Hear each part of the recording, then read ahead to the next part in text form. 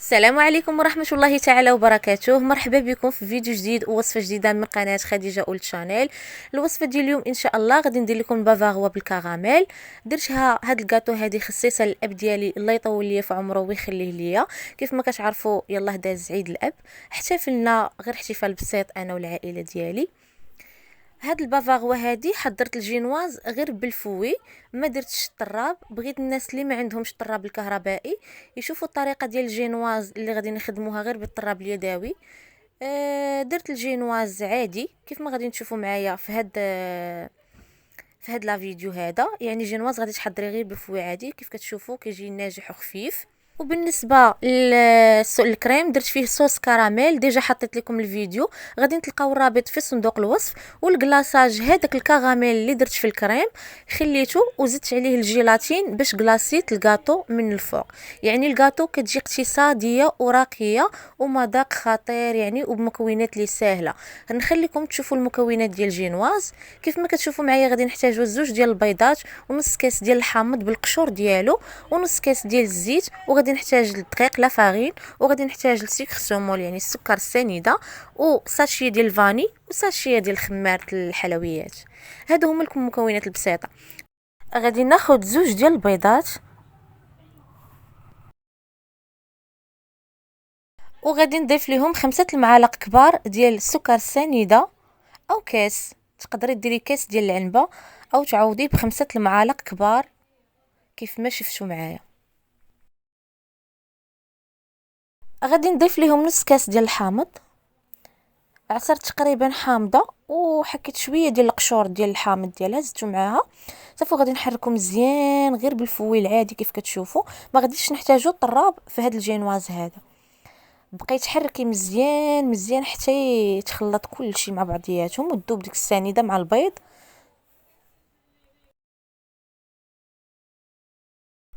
صافي وغادي نزيد سكر الفانيلا ساشيه كيف ما كتشوفوا معايا، كتعطي واحد النكهه زوينه مع الحامض. ونص كاس ديال الزيت، وغادي نضيف 7 المعالق كبار ديال لا فارين ديال الدقيق. 7 المعالق كبار كيف ما كتشوفوا. تبعوا معايا غير هاد المقادير هادو ومضبطوهم في العبار. غادي يصدق لكم الجينواز خفيف كيف ما صدق ليا انا. غادي تحركي مزيان بهاد الطريقه هادي حتى يولي على شكل كريمي. ضروري تحركي مزيان، ماشي غير تزيدي لا فارين وتدوري جوج دورات صافي وتخليه، لا، ضروري تبقاي تحركي مزيان بهاد الطريقه بحال راكي كتستعملي الطراب الكهربائي.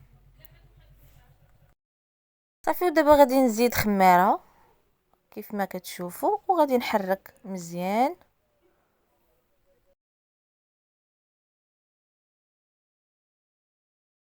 كيف ما كتشوفوا معايا بحال طلعتو بالطراب الكهربائي. ملي كتحركيه مزيان كيجي على شكل كريمي بهاد الطريقه هادي.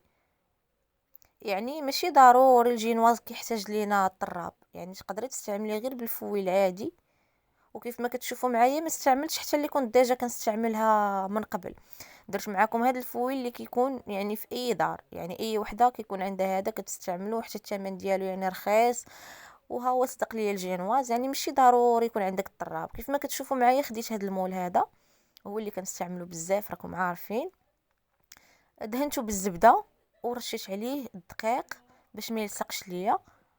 غادي نحط لكم فيديوهات فيهم الجينواز راه كنستعمل بابي كويسون. غير انا كيجيني هذا المول هذا ساهل في الخدمه ديالو، ما كنحتاجش البابي كويسون. يعني كنحط الجينواز ديريكت غير هي كندهنو مزيان بالزبده وكنرش عليه لا فارين باش ما يلصقش ليا راكم عارفين. صافي وغادي نكب هذاك الجينواز فوق في المول وغادي نسرحو وغادي ندخلو للفران درجه الحراره 180. غادي نخليه تقريبا حتى 20 دقيقه، من 15 دقيقه حتى 20 دقيقه. وكيف ما كتشوفوا معايا هذا هو الجينواز بعد ما خرجته من الفران. كيف ما كتشوفوا معايا كيجي خفيف وناجح 100%. يعني ما احتاجيتش الطراب الكهربائي في المره. بزاف البنات كيقولوا لي ما عنديش الطراب شنو غادي ندير. انا حضرت معكم الجينواز بطريقتي بلا ما نحتاجو الطراب. وغادي نسقيه. غادي ناخد كاس ديال الحليب يكون دافي، غادي ندير فيه الكاكاو الحلو ماشي الكاكاو المر.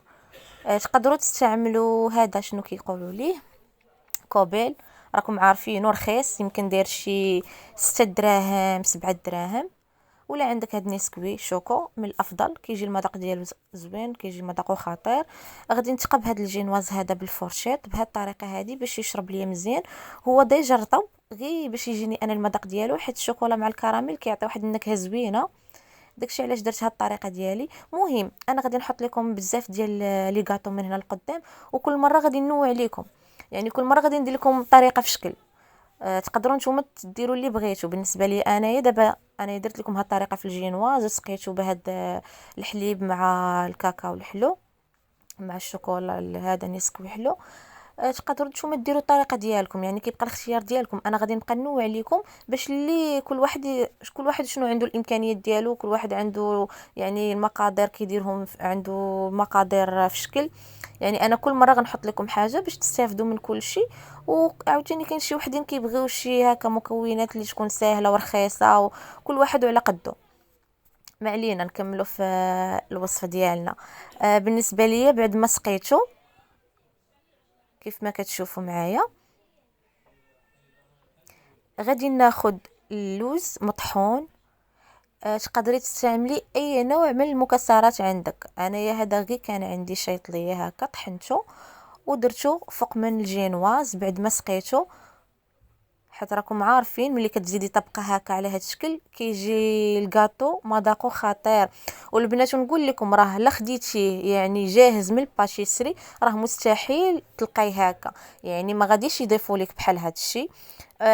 وحتى هكا يعني شي حاجه موجدها بيديك نتيا، يعني عارفه شنو فيها الماتيريال ديالك باش كتخدمي، يعني معقم نقي مغسول، يعني ماشي بحال ملي كتاخديه من بلاصه اخرى. دابا غادي نوجد الكريم. خديت 500 مليلتر من كريم فريش ليكيد. البنات انا كنستعمل ديال العبار. ديجا استعملت، كان عارفه لي مارك ديال الكريم وكل واحد وشنو كيستعمل. انا يعجبني هذا ديال العبار هو اللي كيصدق ليا. وزدت عليه 3 المعالق ديال السكر السنيده، وغادي نطلعو حتى 10 دقائق، كنخليه 10 دقائق يطلع.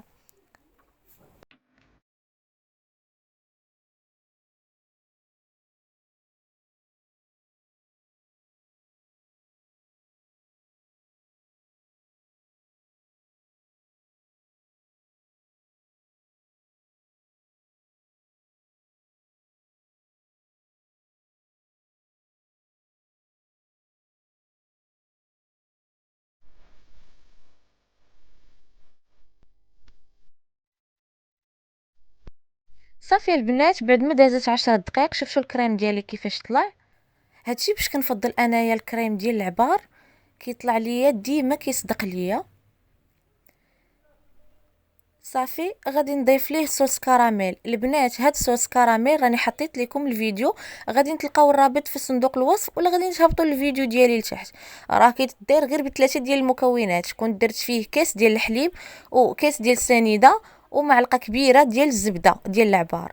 بهاد 3 المكونات درت لكم هاد صوص كراميل كيجي ناجح 100% ومذاقو خطير. وكيف ما شفتوا هو بوحدو في هاد الكريم هذا، يعني عطاني واحد النكهه زوينه مع الكريم، كيجي خطير. البنات كيف كتشوفوا هاد الكاطو راه ساهله بزاف.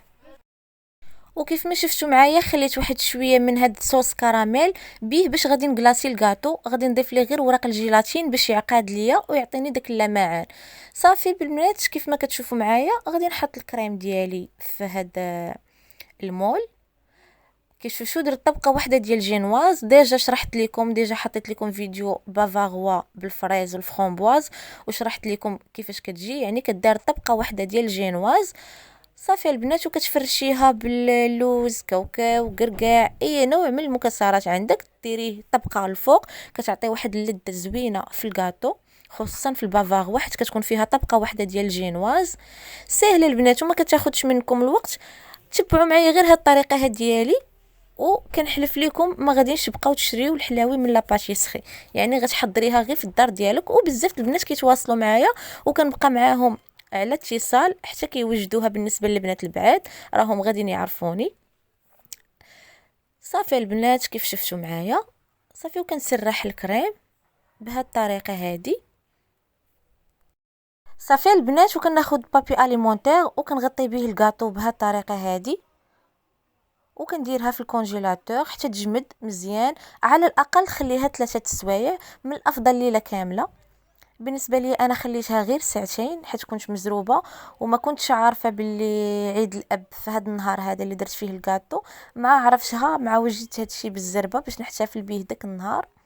واخا شفت بزاف الناس ما احتفلوش بيه ما عارفين واش يمكن، ولكن دا الصراحه احتفال زوين حيت حتى الوالد ديالي يعني يستاهل الله يخليه ليا. يعني هادشي قليل بزاف في حقه الصراحه. صافي ودابا بعد ما خليتها تقريبا انايا من ساعتين حتى 3 سوايع حتى حسيت بها جمدات واحد شويه، صافي غادي نحيد ليها هاد البابي اليمونتير وغادي نكلاصيها. انا ما بغيتش نحيد ليها الكاد هذا السيركل ونكلاصيها كامله، خليته كلاصيتها بيه باش بغيت الجناب يبقاو ليا خاوين، غير انا نمودي فيهم ندير ليهم نديكوريهم غير بهكا باللوز ولا الكاوكاو، يعني اي حاجه بغيتو ديروهم من الجناب كيعطي واحد التشكيل زوين. كيف ما كتشوفوا معايا هاد الطريقه هذه ديجا درتها لكم في الكاطو اللي قبل منها. كناخذ شيفون كندير فيه الماء سخون بزاف وكندوزو على السيركل من الجناب باش يجيني ساهل في الحلال. كيف ما غادي تشوفوا معايا ملي غادي نحلو دغيا غادي يتحل، غادي ندور عليه الموس يعني بحال هذا كيذوب ليا شويه الكريم من الجناب حيت كيكون جامد غير باش يتحل ليا مقاد. انا غير غادي نحلو دابا غادي نشوف الشكل اللي جاني عليه وغادي نعاود نرجعو ونكلاصيه وهو مسدود.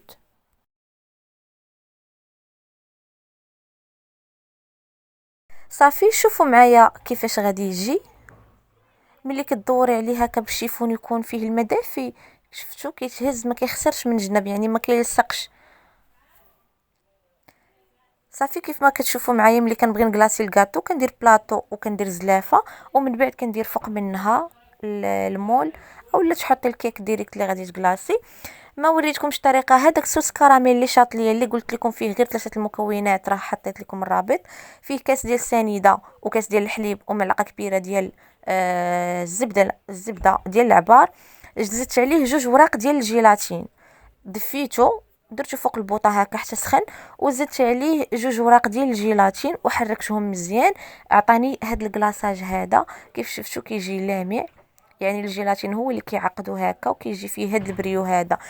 غير هذاك صوص كراميل اللي درت في الكريم راكم شفتوه وخليت لكم الرابط ديال الطريقه ديالو. هذاك زدت عليه 2 وراق ديال الجيلاتين باش كلاصيت هاد الكاطو هادي البنات.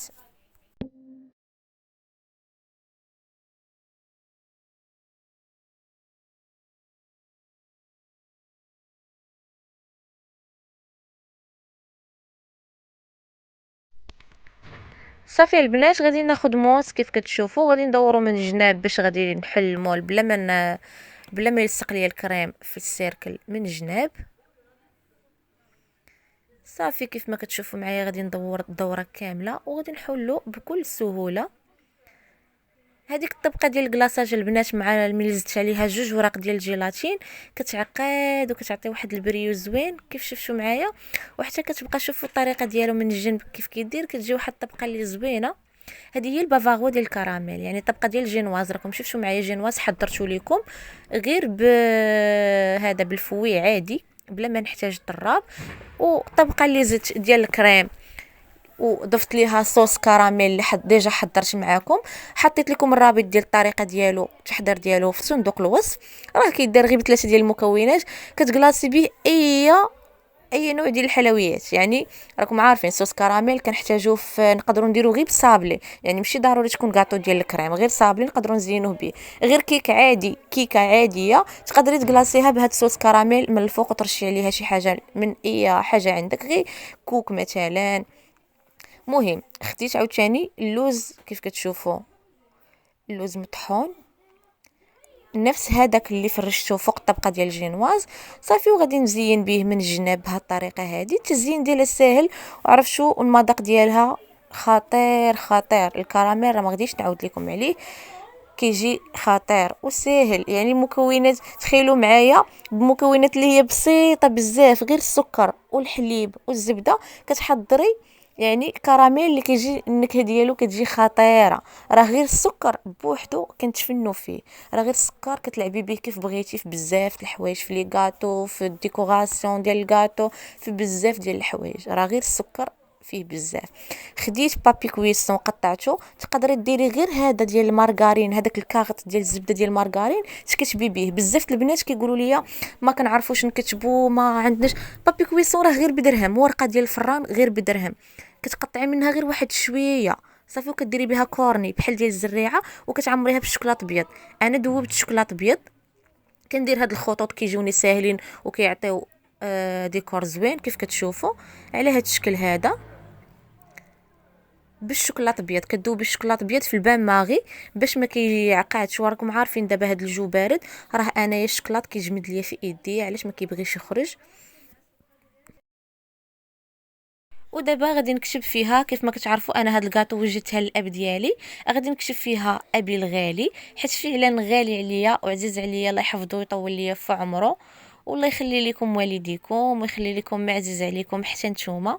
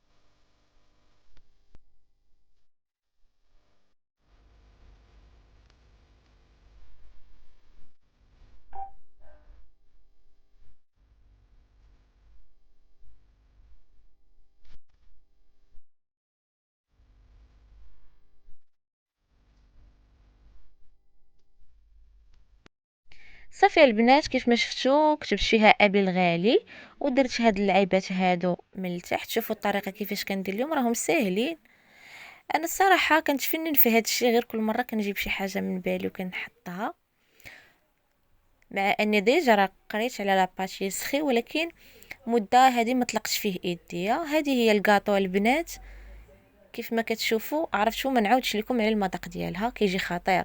وشفتوا البريباراسيون ديالها ساهله من الاول، ملي بديت لكم الجينواز بديتو عادي، ما احتاجيتش الطراب ومكونات، يعني مقادير اللي متوفره في كل بيت.